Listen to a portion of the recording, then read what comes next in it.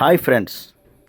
పలుకరించి చూడు పూలు పరిమళాలు చల్లగా, పిలిచి చూడు ప్రతి హృదయం ప్రేమను చిలికించదా.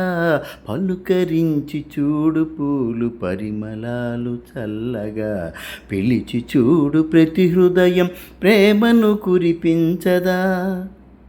పూలలో ఆ సొగసులు, ఆ ఆనందాలు ఇవన్నీ కూడా ఉంటాయండి.